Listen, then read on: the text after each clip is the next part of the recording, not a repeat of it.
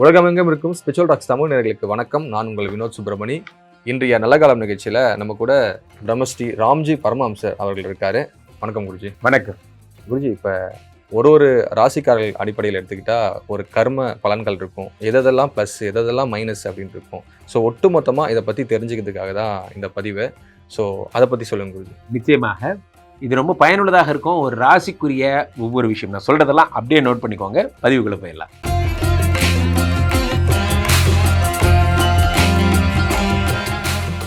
குருஜி, இந்த பேரன்பு கொண்டவர்கள்ன்றாங்க கடகராசிக்காரர்கள். இந்த மாதிரி கடகராசிக்காரர்களுடைய ரகசியத்தை சொல்லுங்க. பேரன்பும் பெருங்காதலும் கொண்டவர்கள் இந்த கடகராசிக்காரர்கள். கடகராசி அப்படின்னாலே வினோத், கிரக மண்டலங்கள்ல தண்ணீர் ராசின்னு பேர். அது தண்ணீரை போன்ற குணமுடையவர்கள். ஒரு நேரம் ஒரு மாதிரி இருப்பாங்க, இன்னொரு நேரம் இன்னொரு மாதிரி இருப்பாங்க. ஓடிக்கொண்டே இருக்கும் அவங்களோட மனசு, ஒரு ஸ்திரமா இருக்காது, சலனமா இருக்கும். எமோஷன்னாலும் உச்சக்கட்டம், ஓவன்னாலும் உச்சக்கட்டம், எல்லாம் உச்சக்கட்டம், அன்புனாலும் உச்சக்கட்டம். அப்படியே 1 கோடி ரூபாய் எடுத்து கொடுத்துருவாங்க. அதை வச்சுக்கோ போடா, போட சாப்பிட்றா போடா அப்படின்னு கொடுத்துருவாங்க. அது எப்படின்னா யோசிக்க மாட்டாங்க அந்த கடகரா. கிரக மண்டலங்களுக்கெல்லாம் ராஜா சூரியன்னா, ராணி சந்திரன், எல்லாருக்கும் அம்மா அவங்க தான்.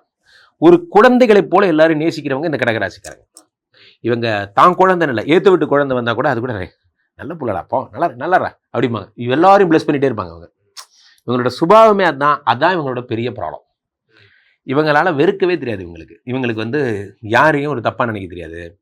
மாத்ருகாரகன் சந்திரன் என்பதால் இவங்க தன்னைத்தானே தாயா நினச்சிப்பாங்க. எல்லாரையும் பிளஸ் பண்ணுறது தான் என்னோட வேலைங்கிற மாதிரி இவங்களே நினச்சிப்பாங்க.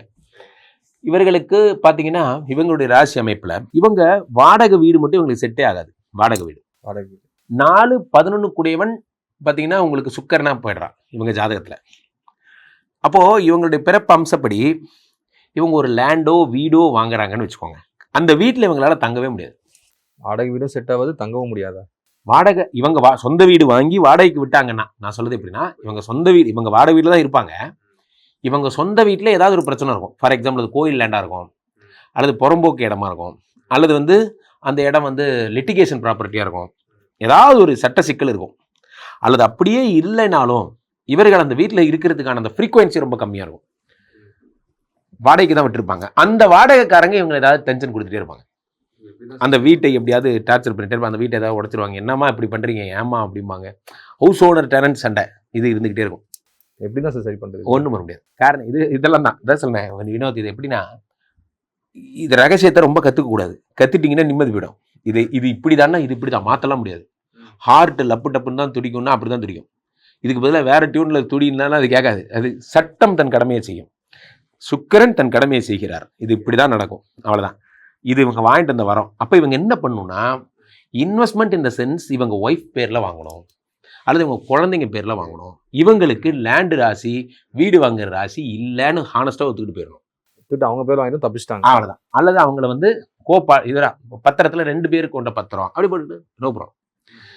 இவங்களுக்கு 2 குடையவனாக சூரியன் இருப்பதால் அப்போ என்ன ஆகும்னா, அவங்க பேச்செல்லாம் டாமினேட்டிங்காக இருக்கும். உங்கள் பேச்சு இவங்க வேணா பாருங்க, எதா இருந்தாலும் எனக்கு என்ன வேணுங்கிறது மாதிரியே பேசுவாங்க. ஃபார் எக்ஸாம்பிள் இங்கே பாரு, எனக்கு என்ன தேவைங்கிறத நான் சொல்கிறேன், நான் கேட்குற மாதிரி நீ செஞ்சு கொடு. இவங்க எதிராளிட்டே எப்படின்னா நான்னே பேசுவாங்க. கர்வம் கொஞ்சம் அதிகமாக இருக்கும். கர்வங்கிறத விட இவங்க தன்னை பிரதானப்படுத்திப்பாங்க. நான் நினைக்கிறது நடக்கணும் அப்படின்னு நினைக்கிறாள். 2 கூடியவன் சூரியன் அந்த குணம். இவங்களுக்கு பார்த்தீங்கன்னா இந்த 2 கூடியவன் சூரியங்கனால டாமினேட்டிங்லாம் சொன்னேன். இப்போ 3-12 கூடியவனாக புத பகவான் இருப்பதால், அதே மாதிரி 5 கூடியவனாக இவருக்கு செவ்வாய் பகவான் இருப்பதால் இவர்களுக்கு லேண்டு ராசி உண்டு. இவங்க எப்படின்னா, இவங்க வாங்கினா இவங்களுக்கு செட் ஆகாது, ஆனால் இவங்க வித்தா ஓடும். ஓகே. ஒரு லே அவுட் எடுத்து அந்த லே அவுட்டை பாட்டா ஒவ்வொரு 3/4 கிரவுண்டு 1/2 கிரவுண்டு 1 கிரவுண்டு போட்டு வித்தாங்கன்னு சூப்பராக போகும். இவங்க தொட்ட நேரம் பிச்சுக்கிட்டு ஓடும். ரியல் எஸ்டேட் இவங்களுக்கு கை கொடுக்கும். ஆனால் இவங்களுக்கு மட்டும் ஒட்டாது. இவங்களுக்கு 6-9 கூடியவனாக குரு பகவான் இருப்பதால் குரு உச்சமாகிற இடமே இவங்க வீடு தான். ஆச்சரியம் என்னன்னா, குரு உச்சமாகிற இடமே இவங்க தான். இவங்க நாகர் வழிபாடு பண்ணால் ரொம்ப நல்லா வருவாங்க. நாகர் வழிபாடு, வேல் வழிபாடு பண்ணால் இன்னும் சூப்பராக வருவாங்க. இவர்களுக்குரியது அதுதான்.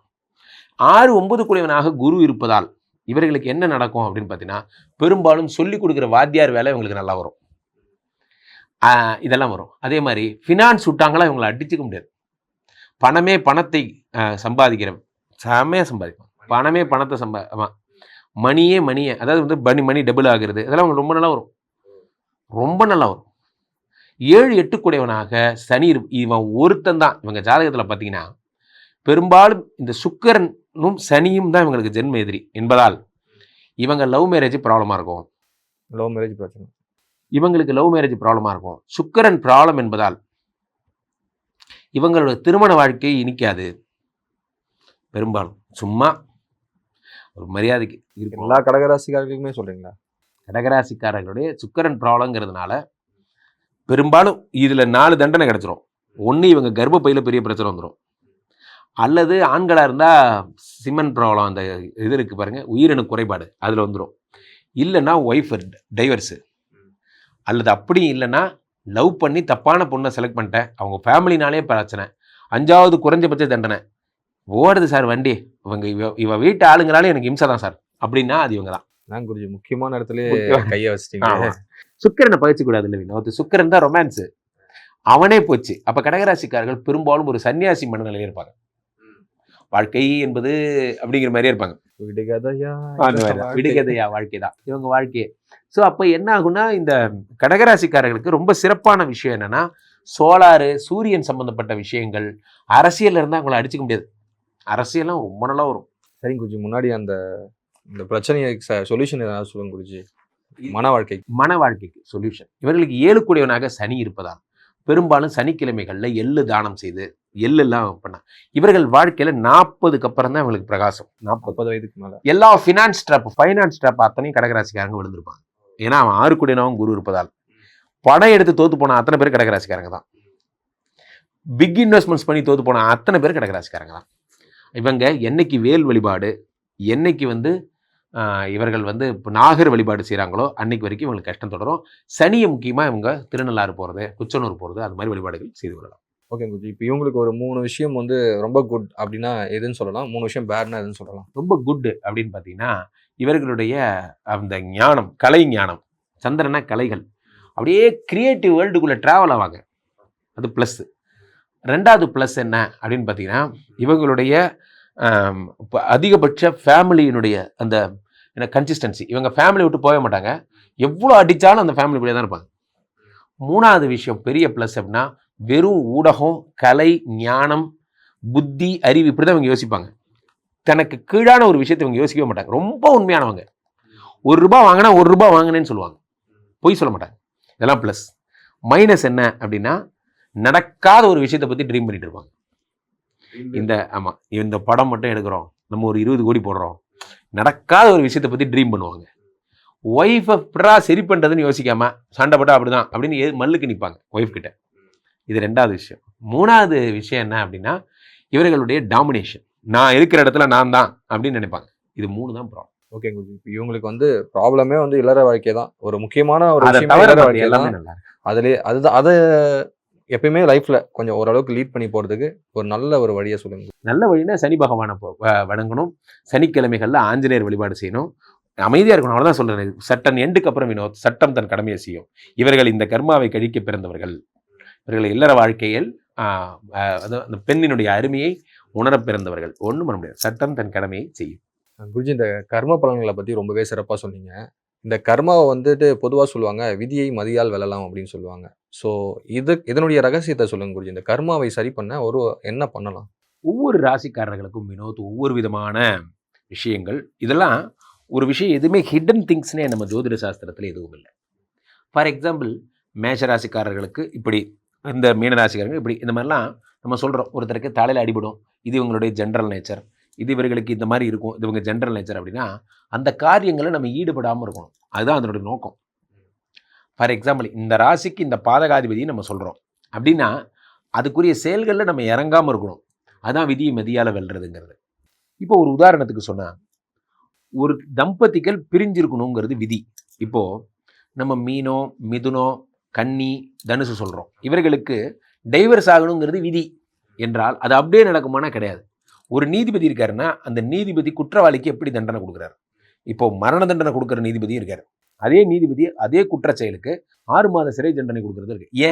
ஏன்னா குற்றத்தினுடைய அடிப்படையில் அதனுடைய தன்மையை பார்த்து தான் இவங்க தண்டனை கொடுக்குறாங்க. உச்சக்கட்ட தண்டனையா, சாதாரண தண்டனையான்னு. தண்டனைகள் மாறுபடுவது எதனா இந்த இன்டென்சிட்டியை பேஸ் பண்ணி. அங்கே தான் இங்கே இருக்கு ட்ரிக்கே. ஜோதிட சாஸ்திரம் சொல்லிடும் 7 குடைவன் வீதி வந்து பாதகாதிபதி டைவர்ஸ் ஆயிடும்னு சொல்லிடும். ஆனால் கடவுள் என்ன செய்கிறார், உங்களுடைய நற்குணத்தின் அடிப்படையில் உனக்கு என்ன பிரிக்கணும் அவ்வளோதானே, ஃபயர் அனுப்பிவிட்டுருப்போம் என்று சொல்லி பிரித்து வச்சிடறாரு. அது கூட பிரிவின் ஒரு பகுதி தான், டைவர்ஸ் மாதிரி தான். இவங்களும் பாட்டிலேயே லவ் பண்ணுவாங்க, சாங்கிலேயே லவ் பண்ணுவாங்க, பிரிஞ்சு தான் இருக்காங்க. ஆனால் அதுக்கு பேர் டைவர்ஸ் கிடையாது, அதுக்கு பேர் வெறும் பிரிவு. அப்போது ஒரு தண்டனையை சிம்பிளிஃபை பண்ண கடவுளால் முடியும். அப்போ நீங்கள் கர்ம பலன்னா என்னன்னா, நமக்குரிய யோகாதிபதி யாரு, இப்போது ஒரு ராசிக்கு யோகாதிபதினு இருப்பாங்கல்ல, அவங்கள நீங்கள் நிறைய வழிபடுறதன் மூலம் என்ன ஆகும் அப்படின்னா, கடவுளுடைய அருகில் நீங்கள் செல்லுகிறீர்கள். நமக்கு நன்மை பயக்கும் கிரகங்களை எல்லாம் நமக்கு நன்மை பயக்கும் கிரகங்களை அதிகமாக தொடுவதன் மூலம் நிறைய ஆன்டிபயோட்டிக் எடுத்துக்கிற மாதிரி கிருமி நம்ம பக்கம் வராது. நீங்கள் உங்களை பலப்படுத்திக்கணும். அப்போ நமக்கு என்ன, ஒரு ராசிக்கு நமக்கு தெரியும் 2, 5, 7 கூடவன் நல்லவன், 11 கூடவன் நல்லவன். அப்போ இந்த ராசிக்காரர்கள் இந்த தெய்வங்களை வழிபடுவதன் மூலம் தண்டனைகள் சிம்பிளிஃபை ஆகும். ஃபார் எக்ஸாம்பிள், வேலை போக வேண்டியது ஆனால் டிபார்ட்மெண்ட்டை மாற்றிட்டாங்க, இப்படி வந்த கத்தி அப்படி மாறிடுச்சு, கன்வெர்ட் ஆயிடுச்சு. அதுதான் கடவுளோட ட்ரிக்கு. கடவுள் நினைச்சா தண்டனையை கன்வெர்ட் பண்ணி மாற்ற முடியும். அது அவருக்கு தண்டனை தான். குவாலிட்டியில் இருந்தவர் ப்ரொடக்ஷனில் போய் கஷ்டப்பட போகிறாரு. ப்ரொடக்ஷனை பற்றி அவருக்கு ஒன்றுமே தெரியாது. எல்லாரும் ரேக்கிங் பண்ணுவாங்க, டீம் மெம்பர்ஸ்லாம். அந்த ரேக்கிங்கை தாண்டிட்டு அந்த இடத்துல அவர் பெர்ஃபார்ம் பண்ணி ஆகணும். அது ஒரு தண்டனை தான். இதுக்கு அவன் வேலையை விட்டே போயிடலாம்.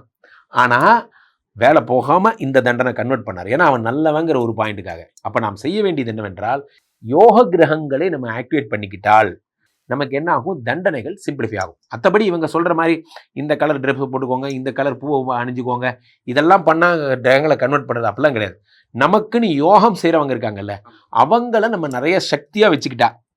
இப்போது ஒன்றும் இல்லை வினோத், சிம்பிளாக சொல்கிறதா இருந்தால், எனக்கு பாட்டு வராது, எனக்கு இசை, எனக்கு வந்து ஓவியம் வராது, எனக்கு இதெல்லாம் வராது, இதெல்லாம் என் வீக்னஸ். ஆனால் எனக்கு பேச்சு வரும், எனக்கு இதெல்லாம், எனக்கு பலம்னு ஒன்று இருக்கும்ல, அந்த பலத்தெல்லாம் ஆக்டிவேட் பண்ணால் அந்த ரூட்டில் பொழைச்சிட்டு போயிடுறேன்.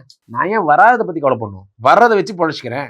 சிம்பிள், அவ்வளோதான். அப்போது ஒரு ராசிக்கு மைனஸ்ன்னு இவ்வளோ சொல்கிறோமே, ப்ளஸ்ன்னு எவ்வளோ இருக்குது, இந்த ப்ளஸ்ஸை நிறையா பண்ணிங்கன்னா மைனஸ் தன்னால் கம்மியாயிடும். இதெல்லாம் எப்படி குருஜி கண்டுபிடிக்கிறது? ஏன்னா நம்ம ஆல்ரெடி டிசைடட், நம்ம ஒவ்வொரு பதிவுகள்லையும் மேசராசிக்காரர்கள் பிறப்பு பலன் நம்மளே பேசியிருக்கோம். இதில் இருந்தால் உங்களுக்கு கிடைக்கும், இதில் இருந்தால் உங்களுக்கு இருக்கும், இதில் தான் உங்களுக்கு அமைப்பு. அந்த அமைப்பை இதெல்லாம் ப்ராப்ளமோ அந்த ப்ராப்ளத்தையே ஃபோக்கஸ் பண்ணிட்டு இருக்காம இதெல்லாம் ப்ளஸ்ஸோ அதை ஃபோக்கஸ் பண்ணிங்கன்னா நிறைய பேர் அதை தான் பண்ண மாட்டேங்கிறோம். நமக்கு எது வருமோ அந்த ரூட்டில் போகணும். வராத தொழில் பின்னாடி. இப்போ கூட பாருங்கள், ஒருத்தர் பேசலைன்னா அதுக்காக மெனக்கெட்டு உட்காந்து பேசுறது ட்ரை பண்ணிட்டு இருப்போம். ஒருத்தர் நம்மக்கிட்ட உயிராக பேசிகிட்டு இருப்பாங்க, அவங்கள மதிக்க மாட்டோம். அதை நான் சொல்ல வருது, நமக்காக நேரம் எதுக்குங்க? கிரகங்கள் நமக்கு அருள் புரிகிற கிரகங்கள் இருக்கு பாருங்க, அந்த நேரத்தில் ஒரு தொழில் ஆரம்பிங்க. அந்த அருள் புரிகிற கிரகங்கள் வர்ற நேரத்தில் ஒரு பிஸ்னஸ் பண்ணுங்க. அவன் ரெடியாக இருக்கான், நமக்கு தரப்போகிறான். இதை வச்சு நீங்கள் கைத்தை பிடிச்சி மேலே வந்துட்டீங்கன்னா மைனஸ் எல்லாம் ப்ளஸ்ஸாக மாறிடும். ஸோ அப்போது அந்த அருள் தர்ற கிரகங்கள் என்னங்கிறது, ஒரு ஜாதகத்துக்கு லக்னாதிபதி 2 கூடையவன், 5 கூடையவன், 7 கூடையவன், 11 கூடையவன், இதெல்லாம் அருள் தரும் கிரகங்கள். அதுக்குரிய கோயில்கள் போகிறது, அதுக்குரிய பதிகங்கள் பாடுறது, இதெல்லாம் பண்ணாலே இப்போ நான் சொன்ன விஷயங்கள் உங்களுக்கு தன்னால் சிம்பிளிஃபை ஆகிடும். இது ஒன்றும் இல்லை, ஒரு கோடு போடுறீங்க, இந்த கோட்டை எப்படி சின்ன கோடாக ஆக்கணும், எப்படின்னா இந்த கோட்டு பக்கத்தில் ஒரு பெரிய கோடு போட்டிங்கன்னா இந்த கோடு சின்ன கோடாயிரும். இது என் ராசியில் இருக்கிற ப்ராப்ளம். இந்த பக்கத்திலே நான் நிறைய நல்லது பண்ணிட்டேன்னா இந்த ப்ராப்ளம் சின்னதாயிரும், இது பெருசாயிடும். அவ்வளோதான், சிம்பிள். ஓகேங்க. இப்போ உங்களை தொடர்பு கொள்ளணும், நம்மளுடைய ஆடியன்ஸ் வந்து எப்படி தொடர்பு கொள்ளலாம்? நம்மளுடைய நேயர்கள் பொறுத்த வரைக்கும் என்னை தொடர்பு கொள்ள கீழே போயிட்டு இருக்க இந்த 2 நம்பரை கூப்பிடுங்க. உங்களுடைய சொந்த ஜாதகத்தை பார்த்துக் கொள்ளுங்கள். உலக புகழ் வாய்ந்த நமது விஸ்வரூப விஷ்ணுமாயா எழுந்தருளுக்கு புனிதமான இந்த ஸ்ரீமடத்திலே தினசரி நடக்கின்ற விஷ்ணுமாயா ஹோமங்களில் கலந்து கொள்ளுங்கள். மீண்டும் ஒரு நல்ல பதிவில் சந்திப்போம். நன்றி, வணக்கம்.